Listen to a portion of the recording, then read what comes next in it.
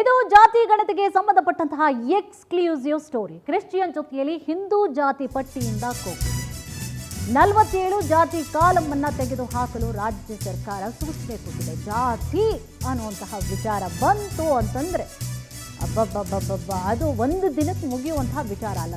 47 ಜಾತಿ ಕಾಲಂ ಅನ್ನು ತೆಗೆದುಹಾಕಲು ರಾಜ್ಯ ಸರ್ಕಾರ ಸೂಚನೆ ಕೊಟ್ಟಿದೆ. ಜಾತಿ ಕಾಲಂ ಲಿಸ್ಟ್ನಿಂದ ತೆಗೆದುಹಾಕುವಂತೆ ಸಲಹೆಯನ್ನು ನೀಡಲಾಗಿದೆ. ಹಿಂದುಳಿದ ವರ್ಗಗಳ ಆಯೋಗಕ್ಕೆ ಸಲಹೆಯನ್ನು ನೀಡಲಾಗಿದೆ. ಸರ್ಕಾರ ಸಲಹೆ ಕೊಟ್ಟಿದೆ. ಸಮೀಕ್ಷೆಯ ವೇಳೆಯಲ್ಲಿ ಕೇವಲ 2 ಕಾಲಂ ಮಾತ್ರ ಅಳವಡಿಕೆಯನ್ನ ಮಾಡಬೇಕು ಅನ್ನುವಂತಹ ಸೂಚನೆ ನೀಡಿದೆ ರಾಜ್ಯ ಸರ್ಕಾರ. ಕ್ರಿಶ್ಚಿಯನ್ ಧರ್ಮ ಸಂಬಂಧವಾಗಿ 2 ಕಾಲಂ ಅನ್ನ ರಚನೆ ಮಾಡಿದೆ ಆಯೋಗ. ಅಂದ್ರೆ ಕ್ರಿಶ್ಚಿಯನ್ ಮತ್ತು ಮತಾಂತರ ಕ್ರಿಶ್ಚಿಯನ್ ಅಷ್ಟೇ 2 ಕಾಲಂ ಸಾಕು. ಅಲ್ಲೀಗ ಜಾತಿಯನ್ನು ಕೂಡ ಉಲ್ಲೇಖವನ್ನು ಏನು ಮಾಡ್ತಾ ಇದ್ರು, ಬ್ರಾಹ್ಮಣ ಕ್ರಿಶ್ಚಿಯನ್ ಅಥವಾ ಒಕ್ಕಲಿಗ ಕ್ರಿಶ್ಚಿಯನ್ ಅಲ್ಲ. ಈಗ ಕ್ರಿಶ್ಚಿಯನ್ ಮತಾಂತರ ಕ್ರಿಶ್ಚಿಯನ್ ಅಷ್ಟೇ. ಕ್ರಿಶ್ಚಿಯನ್ ಆಗಿ ಹುಟ್ಟಿರುವಂಥದ್ದು, ಹಿಂದೆ ಎಲ್ಲ ಕ್ರಿಶ್ಚಿಯನ್ನೇ ಆಗಿದ್ರ ಅಥವಾ ಕನ್ವರ್ಟ್ ಆಗಿದ್ದಾರೆ, ಬೇರೆ ಧರ್ಮದಿಂದ ಕನ್ವರ್ಟ್ ಆಗಿ ಬಂದಿರುವಂಥದ್ದು 2 ಕಾಲಂ. ಮತಾಂತರ ಕ್ರಿಶ್ಚಿಯನ್ ಅಷ್ಟೇ 2 ಕಾಲಂ.